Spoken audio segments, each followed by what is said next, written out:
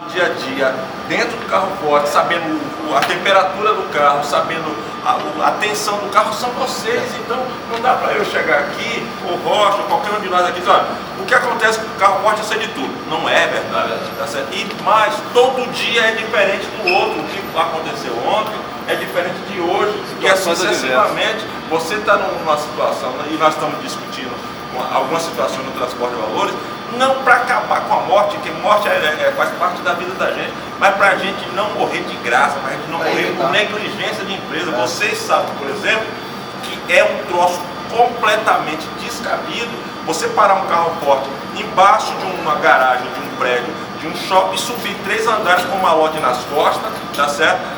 Com a arma na mão, para abastecer uma porcaria de um posto bancário que o cara resolveu instalar lá no 3º andar do shopping, porque na verdade para ele é bonitinho botar lá um posto bancário no 3º andar, porque não instalou o troço junto da rua lá onde você pudesse satisfazer o carro, tem uma garagem para você entrar com o carro. Ou seja, você é que tem de colocar seu peito, você é que tem de se expor sua vida, tá certo? Para garantir um dinheiro que, se levarem, tá certo, vai ser restituído, vai ser reposto, mas sua vida não tem retorno lugar nenhum. Então, esses casos que os companheiros colocaram dos sindicatos rodoviários, a gente recebeu a denúncia, a nossa presença aqui, a gente agradece o convite, Antônio, Rocha, Adriano sabe disso, tá certo? Todas as vezes que a Confederação foi convidada para apoiar, para ajudar, independente de qualquer coisa, independente do tipo de futebol, independente de qualquer coisa, nós estamos à disposição, Rocha. Só não podemos ir onde não for convidado.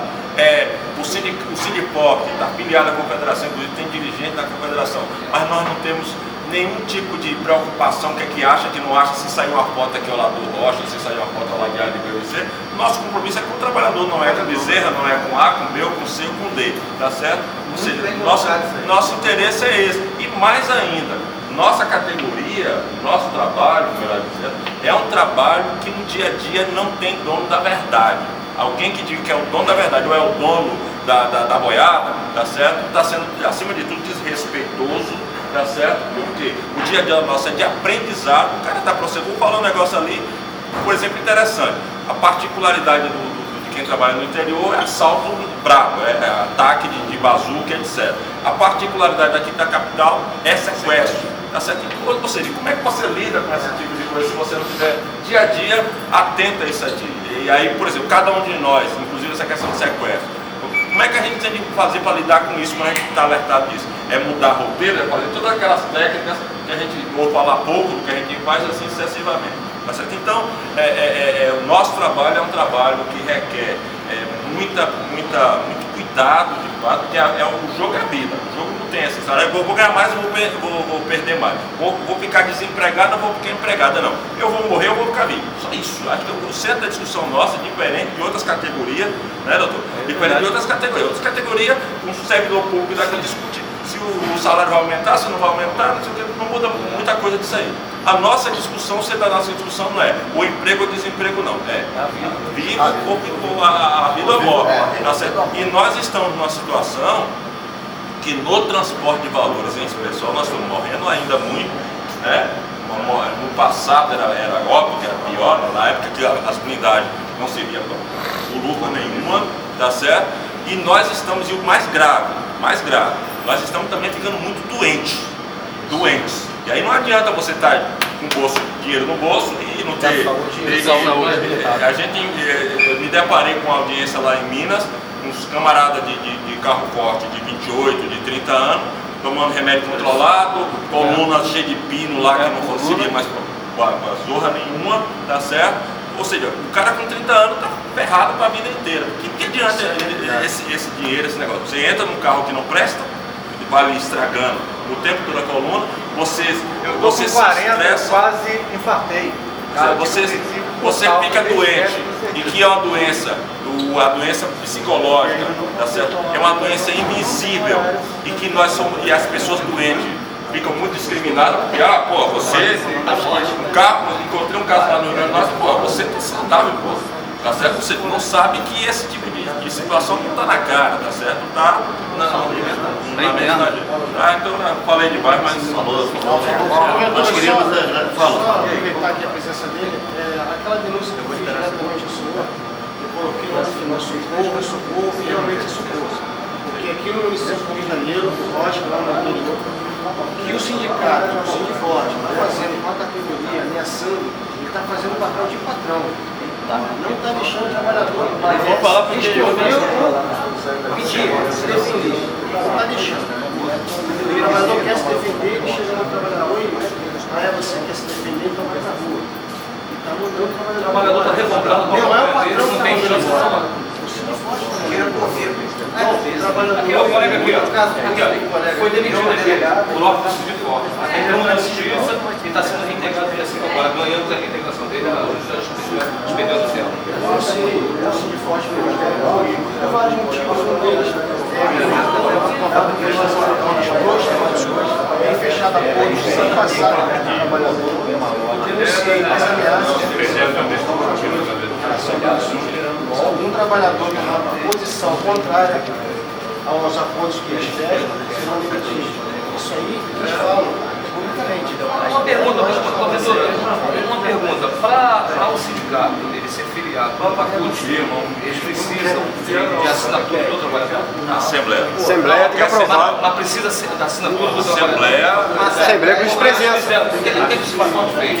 Foi as primeiras as bases dizendo que o Sindiforte precisava se filiar à CUT, precisava da assinatura dos trabalhadores. Nem todo mundo assinou, mas algumas pessoas assinaram. Eu fiz a denúncia também do Ministério Público do Trabalho e a resposta do tipo chegou para mim lá do Ministério Público, que eles, que nós falamos a respeito da convenção coletiva, que eles tinham decidido desde o dia 1º de março, que a data base seria 1º de julho e tudo mais, e eles falaram o seguinte: eu falei que não teve assembleia, e o Ministério Público respondeu o seguinte, que não acatou a minha denúncia, dizendo que a RE apresentou uma lista de assinaturas, entendeu? Com a concordância da categoria, ou seja, o que eles fizeram? Pegaram a assinatura da categoria dizendo que era uma coisa e outra.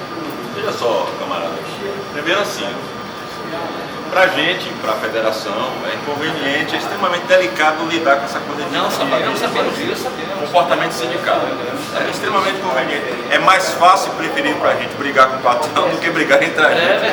Não é o objetivo. Agora, volto a dizer, hoje a gente precisa usar um pouco mais, ser mais criativo, vou usar um termo desse, ser mais criativo em algumas questões para que a gente possa desmanchar coisa errada.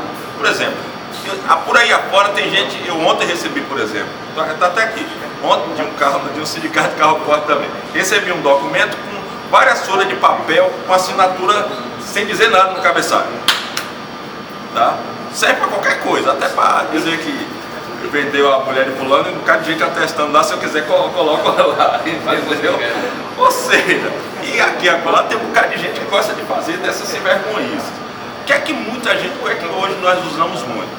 Além da assinatura na Assembleia, filmar, fotografar, gravar, etc, etc, etc. Pronto, o cara vai chegar lá com uma assinatura de 1000 e você mostra a fotografia lá, uma filmagem com 2 gatos pingados, etc. Então, o Ministério Público, como a Justiça, como o Judiciário, ele trabalha muito com provas, com fatos. Não adianta eu dizer que aconteceu ou não aconteceu se eu não consigo provar, tá certo? Ou seja, cabe a gente, aí os advogados ali sabem muito bem disso, cabe a gente buscar, tá certo, as informações, as provas que a gente puder para denunciar. Hoje, os sindicatos, tá certo, não podem fazer. No passado até andar meio mais tranquilo. Hoje o sindicato não pode fazer um monte de coisa, porque o Ministério Público ou o próprio Judiciário pode interferir, como tem intervido alguns sindicatos. Você viu agora, essa semana, os companheiros que são rodoviários, essa situação de São Paulo, entendeu? A situação de São Paulo, você entrar no mérito da história, tá certo? Agora, para o Ministério Público, para os advogados trabalharem nesse negócio, precisa de dados, objetivos, entendeu? Nesse caso especificamente do Sindiforte, de ameaçar o trabalhador ou agir o trabalhador, como é que a gente vai provar uma coisa dessa se o trabalhador não precisa? Nós temos, nós sabemos, né? Aí os advogados podem orientar, colega. Assim, porque tudo você tem de produzir prova. Não adianta o cara chegar e me dizer assim, você é um negro macaco, não sei o quê, preconceito racial, mas qual o elemento que eu tenho para provar? Aí eu tenho de produzir prova, então não adianta eu chegar assim para me dizer que o cara me discriminou se eu não produzir prova. A realidade é a seguinte.